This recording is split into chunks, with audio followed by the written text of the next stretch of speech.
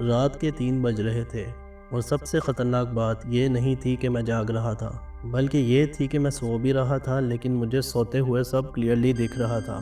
مجھے پتا ہے یہ سن کر عجیب لگتا ہے، لیکن میں دونوں حالتوں میں تھا، آنکھیں بند لیکن میں اپنے کمرے کو دیکھ سکتا تھا، ہر چیز، میرا بستر، دروازہ، کھڑکی اور میں خود۔ ہاں، میں اپنے آپ کو سوتا ہوا دیکھ رہا تھا۔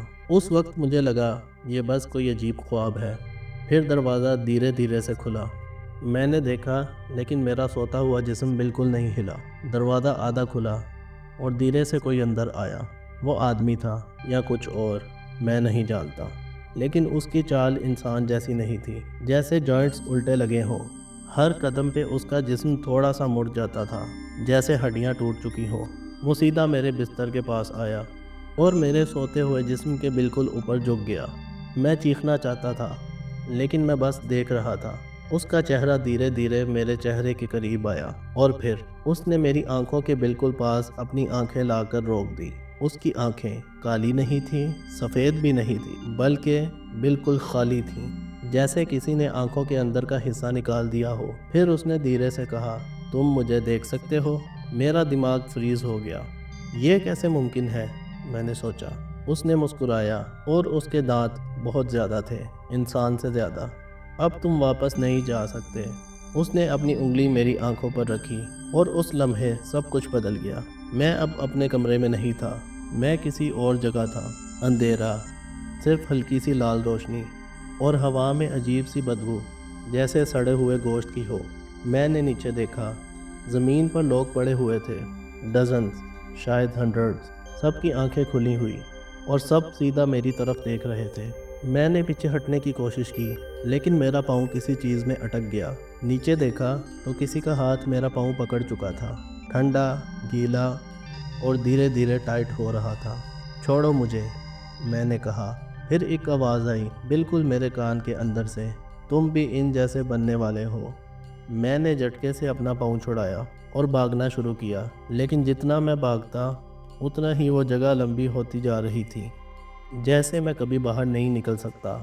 پھر اچانک میرے سامنے ایک دروازہ نظر آیا۔ میں اس کی طرف بھاگا، زور سے کھولا اور میں واپس اپنے کمرے میں تھا۔ میں جھٹکے سے اٹھ بیٹھا۔ الحمدللہ، خواب تھا۔ میں نے گہری سانس لی، اب سب نارمل لگ رہا تھا۔ میں بستر سے اٹھا اور پانی پینے کے لیے کچن گیا، لیکن جب واپس آیا میرا خون جم گیا۔ میرا بستر خالی نہیں تھا، اس پر کوئی اور سو رہا تھا۔ میں دھیرے دھیرے آگے بڑھا، دل اتنا زور سے دھڑک رہا تھا کہ لگ رہا تھا پھٹ جائے۔ میں نے جھک کر اس کا چہرہ دیکھا اور میری روح نکل گئی۔ وہ میں خود تھا، لیکن اس کی آنکھیں کھلی ہوئی تھی اور وہ سیدھا مجھے دیکھ رہا تھا۔ وہ مسکرایا، وہی عجیب، زیادہ دانتوں والی مسکان۔ اب سمجھے؟ اس نے کہا، تم واپس نہیں آئے، میں نے تمہاری جگہ لے لی ہے۔ میرا دماغ بلاسٹ ہونے والا تھا۔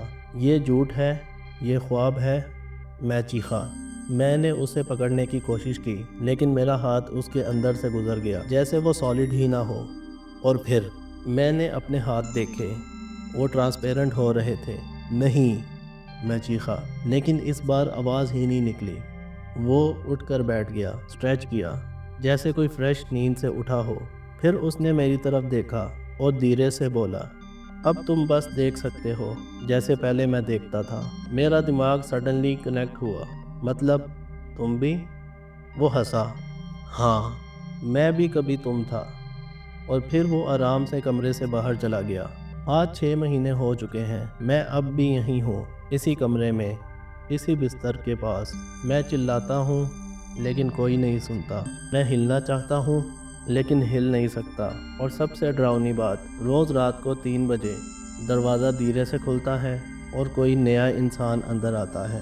وہ سوتا ہے اور میں دیکھ رہا ہوتا ہوں، کیونکہ اگلا نمبر اس کا ہوتا ہے۔ اور تم بھی کبھی رات کو اٹھ کر اپنے آپ کو سوتا ہوا دیکھ لو تو بھاگنا مت، کیونکہ شاید تم واپس نہیں آ پاؤ گے۔ اگر آپ کو ہماری ویڈیوز پسند آ رہی ہیں تو ہمارا چینل ضرور سبسکرائب کر لیں۔